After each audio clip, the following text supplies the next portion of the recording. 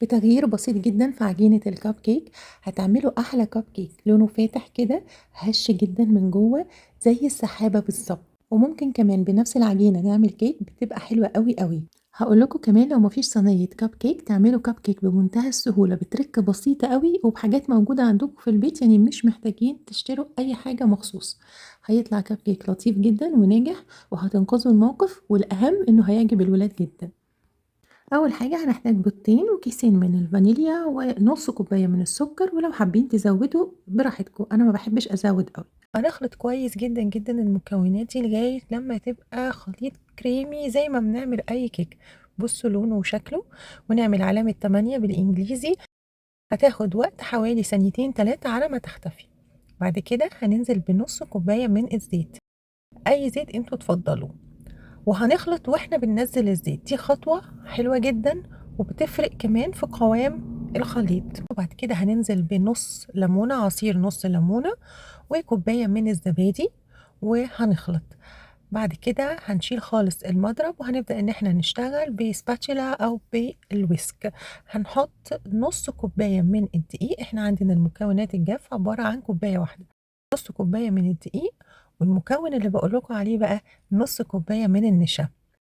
خطير، بيفرق جدا في قوام الكيك أو الكب كيك، لازم تجربوه. ومع نص معلقة صغيرة مليانة من البيكنج باودر ورشة ملح.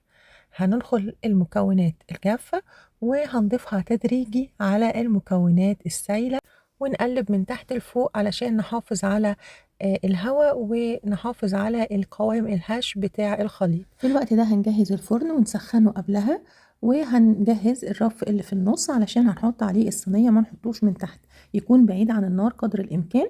ويا ريت كمان لو نحط صاجة علشان تبقى النار هادية ويستوي براحته.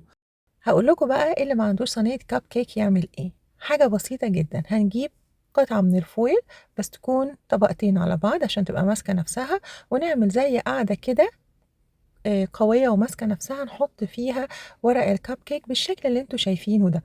بس كده هنوزع الخليط وهيدخل الفرن اللي احنا مسخنينه من قبل، والنار متوسطة، وزي ما قلت لكم في الرف الأوسط علشان النار ما تلسعش صينية الكب كيك، وعشان تلاقوا النتيجة الحلوة اللي انتوا عايزينها، ان هو يكون لونه فاتح وهش ومش ملسوع ولونه مش متغير. بصوا بصوا لما بنشيل الورقة شكله عامل ازاي، حلو قوي قوي.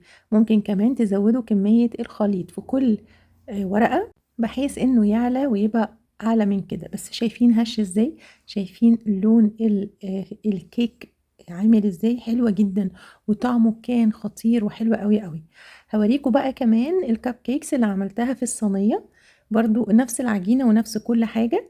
ده شكلها. طبعا الصينية بتطلعها مظبوطة اكتر شوية، بس زي ما قلت لكم انتوا ممكن تزودوا كمان كميه الوصفه دي حلوه قوي قوي. الورق مقاديرها مش عاملينه بصينيه بتطلع نتيجه كيك بجد كيك حلوه قوي قوي ولذيذه.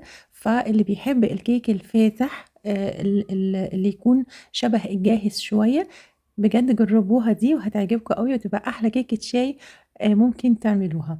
بصوا شكله عامل ازاي، وشكل الكب كيك حلو ازاي.